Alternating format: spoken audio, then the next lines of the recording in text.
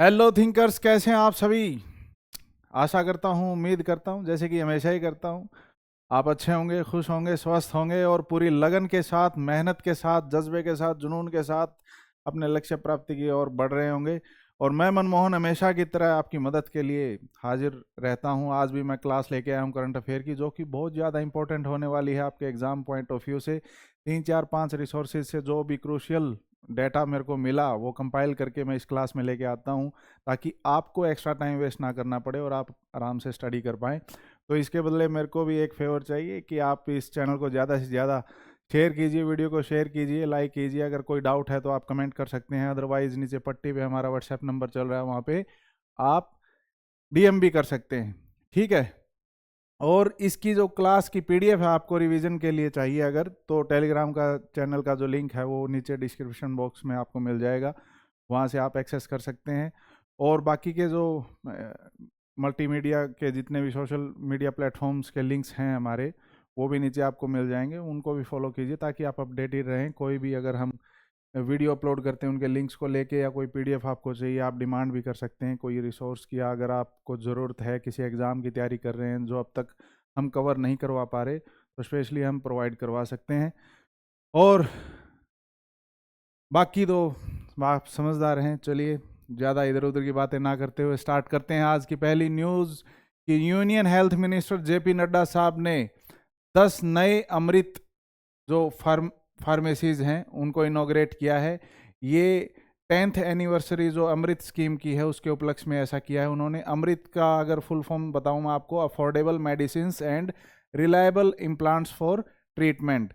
लगभग up to 50% छूट मिलती है मेडिसिन के ऊपर और बाकी जो मेडिकल इक्विपमेंट वगैरह जो डेली यूज में होते हैं उनके ऊपर इस स्कीम के तहत। और 24 स्टेट के अंदर और 4 यूटी के अंदर लगभग 255 आउटलेट्स हैं जो कि इस स्कीम के अंडर काम करते हैं। और एक तरीके से जो अफोर्डेबल जो मेडिसिन आप यहाँ से ले सकते हैं, तो एक अच्छा इनिशिएटिव है। तो 10th एनिवर्सरी है तो ऑब्वियस सी बात है, ये स्कीम जो है कब स्टार्ट हुई होगी, लॉन्च 2015 के अंदर। तो आपसे कोई पूछ ले कि ये अमृत स्कीम कब स्टार्ट हुई थी, 2015 के अंदर स्टार्ट हुई थी। और अमृत का कोई पूछ ले, एक्रोनिम का फुल फॉर्म पूछ ले, तो आपको पता होना चाहिए affordable medicine and reliable implants for treatment. Okay, next news पे चलते हैं। Universal children's day 2025 observe on 20th November 2025।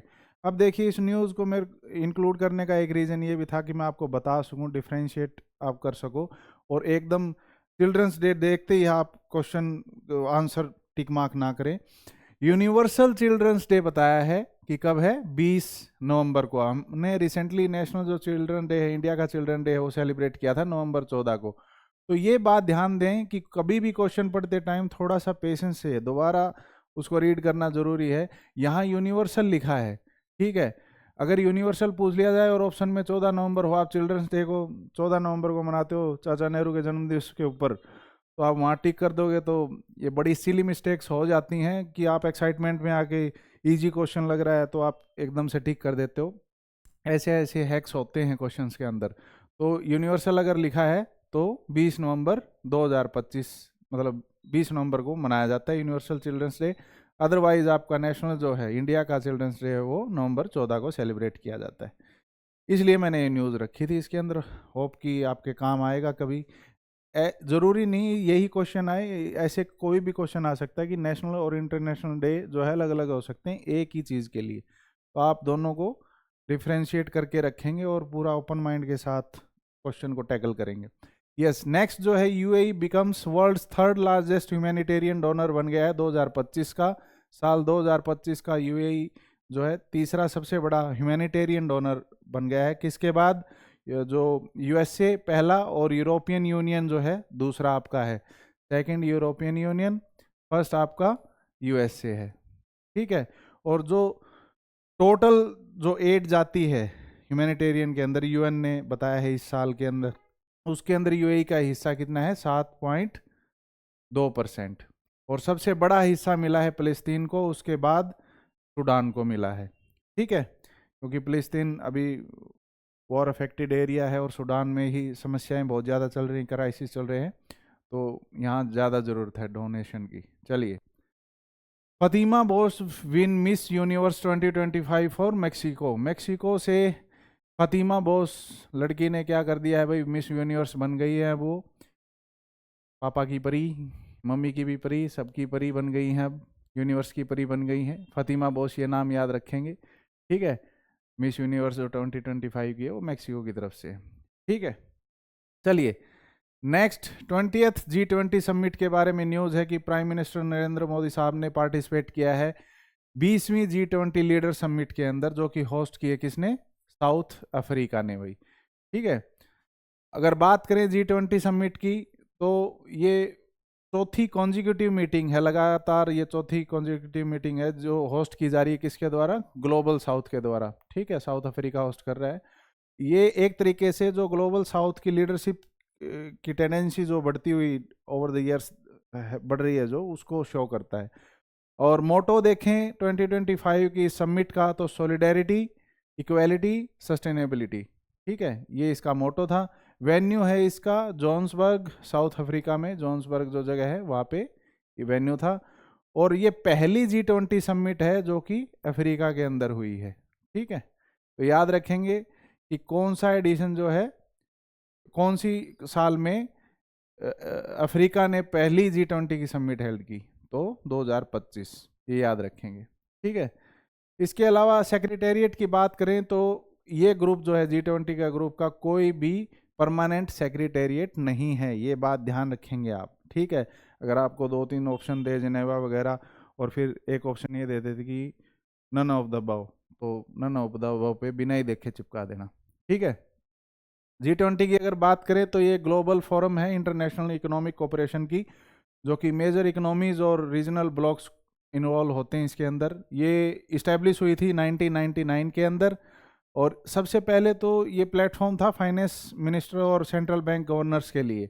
बाद में इसके अंदर इंक्लूड कर दिया 2008 के अंदर इनको, जो बाकी के लीडर्स थे उसकी समिट ये रखने लग गए, जैसे कि ये लीडर्स की समिट है जिसमें प्राइम मिनिस्टर साहब ने जो है शिरकत की, यस, ज्वाइन किया, ठीक है।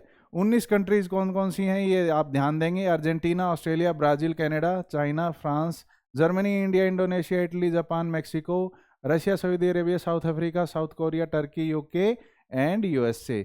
इन कंट्रीज के अलावा 2 रीजनल बॉडीज भी हैं जो कि इंटरनेशनल ब्लॉक बोला जाता है इनको, यूरोपियन यूनियन, जितना भी यूरोप के अंदर जितनी कंट्रीज हैं वो, और अफ्रीकन यूनियन, ठीक है।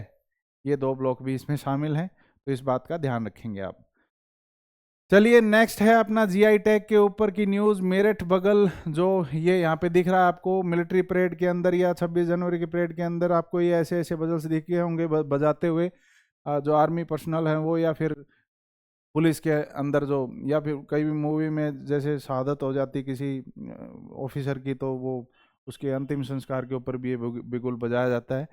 तो इसको, ये एक तरीके का ब्रास से बना हुआ होता है इंस्ट्रूमेंट, और इसको जीआई टैग मिल गया है, ठीक है। जीआई टैग के बारे में पहले मैंने आपको बता दिया था कि एक लीगल सर्टिफिकेशन मिलता है जो आइडेंटिफाई करता है गुड्स को कि इसका ओरिजिन पॉइंट क्या है, जो कि फर्दर दर्शाता है कि इसकी ऑथेंटिसिटी कितनी है, ठीक है। और quality wise, characteristic wise, reputation wise जो है वो उसको अच्छा माना जाता है। आगे मैं बात करूं जीआई टैग में, तो ये लॉन्च किसके अंडर होता है ये आप देख लेंगे थोड़ा सा। Geographical indication of goods registration and protection act 1999 के अंडर जो है रजिस्ट्रेशन होता है इसका। और इम्प्लीमेंट कब से हुआ है ये, 2003 से। तो ये याद रखेंगे, एक्ट बना था 1999 में, और ये जीआई टैग इम्प्लीमेंटेशन कब हुआ था, सितंबर 2003 के अंदर। ऑर्गेनाइजेशंस जो रिस्पॉन्सिबल है इस चीज़ के लिए वो कौन कौन सी हैं, ministry of commerce and industry nodal ministry है। नोडल मिनिस्ट्री आप ध्यान रखेंगे कौन सी है इसकी जीआई टैग की, कॉमर्स एंड इंडस्ट्री की। ज्योग्राफिकल इंडिकेशन रजिस्ट्री चेन्नई के अंदर है इसकी, और अंडर द ऑफिस ऑफ, किसके अंडर है ये registry, under the office of controller general of patents, design and trademark, जो कि फर्दर किस मिनिस्ट्री के अंदर काम करता है, नोडल मिनिस्ट्री के अंदर, जो कि कॉमर्स एंड इंडस्ट्री की मिनिस्ट्री है, ठीक है। ये बात, ये 2-3 ऑर्गेनाइजेशन आप ध्यान रखेंगे कि क्या हायरार्की है इनकी जीआई टैग को लेकर। चलिए नेक्स्ट न्यूज़ के ऊपर चलते हैं। Major non NATO ally, non NATO ally मतलब यूएसए, क्या नेटो तो वो एक ऑर्गेनाइजेशन होगी कि स्पेसिफिकली मतलब खुले तौर पे मदद करते हैं, वो एक तरीके से छोटा भाई मान के चलते हैं नाटो नेशंस को। लेकिन नॉन नाटो एलाई जो है उनको भी एक तरीके से, चलो नाटो में शामिल जिनको ना कर पाए उनको थोड़ा सा बाईपास करके शामिल कर लिया जाए, और जो डिप्लोमेटिक टाइज हैं और जो बाकी की जो संबंध हैं वो मधुर हो सकें ठीक है, और बाकी जब ट्रम्प साहब जब हों तो संबंध मधुर ही हो सकते हैं। ठीक है, तो यूनाइटेड स्टेट ने ऑफिशियली डेजिग्नेट कर दिया है सऊदी अरेबिया को क्या, नॉन नेटो एलाई। ठीक है, और एक मेजर अपग्रेड देखने को मिलेगा डिफेंस टाइज के अंदर, क्योंकि ट्रम्प साहब मिल चुके हैं क्राउन प्रिंस मोहम्मद बिन सलमान के साथ, जो कि प्रिंस है सऊदी अरेबिया के। ठीक है, तो नॉन नेटो एलाई क्या है, मेजर नॉन नेटो एलाई कौन कौन से हैं हम देख लेते हैं। ये यूएसए की एक स्पेशल स्ट्रेटेजिक डेजिग्नेशन है जो कि क्लोज ग्रांट करती है close defence partners military financial और टेक्नोलॉजिकल प्रिविलेज। ठीक है, वैसे जो फॉर्मल नेटो एलाई होते हैं उतना एक्सट्रीम में जाके तो ये नहीं करते, लेकिन थोड़ा बहुत इनको चांस मिल जाता है कि चलो भाई हमारा नॉन नेटो एलाई है तो हमारी मदद करनी बनती है। ठीक है, तो कान इधर से नहीं पकड़ा इधर से पकड़ लिया। ठीक है, तो वो वाली बात है। हिस्ट्री की अगर बात करें नॉन नेटो एलाई की, तो ये बना था यूएस लॉ के अंडर, कब, 1980s के अंदर। और ये एक तरीके की टेक्निक है अमेरिका के जो ग्लोबल अलायंस नेटवर्क को स्ट्रेंथन करने की, नाटो से बाहर जो है। ठीक है, अगर बात करें अभी के जो नॉन नेटो अलाई हैं कंट्रीज हैं उनकी, तो 20 नेशन हैं अक्रॉस, एशिया में भी हैं, अफ्रीका में भी है, साउथ अमेरिका में भी और ओशियानिया में भी हैं। ये कुछ कंट्रीज हैं जिनके नाम मैंने मेंशन किए हैं, Argentina, Australia, Bahrain, Brazil, Colombia, Egypt, Israel, Japan, Jordan, Kenya, Kuwait, Morocco, New Zealand, Pakistan, Philippines, Qatar, South Korea, Thailand, Tunisia, और अब जो लेटेस्ट जुड़ा है वो सऊदी अरेबिया। कोई पूछ ले कि लेटेस्ट यूएसए ने नॉन नेटो अलाई किसको जोड़ा है, तो सऊदी अरेबिया को जोड़ा है, ये आप बता देंगे। ठीक है, और नॉन नेटो अलाई जैसी ये चीज़ है ये कब बनी, तो आप 1980s बता देंगे। ठीक है, ये चीज़ें थोड़ी सी आप ध्यान रखेंगे। इसके अलावा फर्दर कोई डिटेल में भी बिल्कुल जाएगा एग्जामिनर, तो आप पॉज करके इन कंट्रीज़ के नाम देख सकते हैं जो MNN एक कंट्रीज़ के अंदर जो आते हैं, 20 कंट्रीज़। और आप इनको अगर ऐसी जो रोड लर्निंग वाली चीज़ें हैं, मैं तो आपको यही हिदायत दूंगा कि आप एग्ज़ाम से 2-3 दिन पहले याद करेंगे। लेकिन वो बात ध्यान रखें कि ऐसी ऐसी काफ़ी चीज़ें इकट्ठी हो जाती, पाइलअप हो जाती हैं, जो कि रटने वाली चीज़ें होती हैं। तो एग्ज़ाम के कितने दिन पहले आपको कितने दिन चाहिए इतना सारा डाटा कवर करने के लिए, याद करने के लिए, तो वो आपके ऊपर है। ठीक है, वो आप कैलकुलेट करें। नेक्स्ट न्यूज़ है रतन महल वाइल्ड लाइफ सेंचुरी की, कि एक वाइल्ड टाइगर को परमानेंटली सेटल कर दिया गया है गुजरात की रतन महल वाइल्ड लाइफ सेंचुरी के अंदर। पहली बार दशकों में ऐसा हुआ है कि 9 महीने लगातार तक अनप्रेसिडेंटेड वाइल्ड लाइफ माइलस्टोन देखने को मिला है कि अब ये सेटल हो गया है फाइनली ये टाइगर यहाँ पे। और इसी के साथ गुजरात इकलौता ऐसा स्टेट बन गया है इंडिया का जो कि तीनों बिग कैट्स को होल्ड किए हुए है। 3 बिग कैट्स कौन से, Asiatic lion, Indian leopard and अब कौन, टाइगर। तो आपसे पूछ लिया जाए कि 2 क्वेश्चन रतन महल वाइल्ड लाइफ सेंचुरी कहाँ है, तो गुजरात के अंदर है। और इंडिया की इकलौती ऐसे स्टेट बताओ जहाँ पे तीनों बिग कैट्स अभी हैबिटेट कर रहे हैं, हैबिटेट है तीनों बिग कैट की, तो कौन है, गुजरात। और 3 बिग कैट कौन से हैं आपके, Asiatic lion, Indian leopard and tiger. ठीक है, ये अभी नेचुरल लैंडस्केप शेयर कर रहे हैं आपस में, मस्ती में रहते हैं। चलिए, thank you very much thinkers for watching us. I hope कि आपके न्यूज़ कुछ काम आएगी, किसी एग्ज़ाम के अंदर कोई क्वेश्चन, एक क्वेश्चन भी मिल गया तो हमारी मेहनत पूरी सफल हो जाएगी। फिर भी हमारा तो धर्म है जो ये कर्म करना, ठीक है, जैसे आप मेहनत कर रहे हैं तो प्लीज़ हमें सपोर्ट कीजिए, जैसे मैं आपको थोड़ा ही सही आपके काम आ रहा हूँ। ठीक है, आपको कोशिश कर रहा हूँ डे बाय डे कि किसी ना किसी तरीके से आपकी एजुकेशनल जर्नी को थोड़ा सा इजी बना पाऊँ। बाकी तो मेहनत आपने ही करनी है, मैं तो एक तरीके से आपको सपोर्ट कर सकता हूँ जैसे भी हो सकता है। अलग अलग इनोवेटिव आइडियाज़ हम लेके आएंगे आने वाले दिनों में, जो आपकी जो एजुकेशनल जर्नी को थोड़ा सा और स्मूथ बना पाएंगे, और जो बर्डन है आपके दिमाग के ऊपर शायद वो हम कम कर पाएँ। बाकी टेंशन लेनी नहीं, अपने मेरुदंड को सीधा रखने का है, कोई नेगेटिव थॉट्स के अंदर नहीं पड़ना। एग्ज़ाम जब करीब हों तब तो बिल्कुल भी नहीं।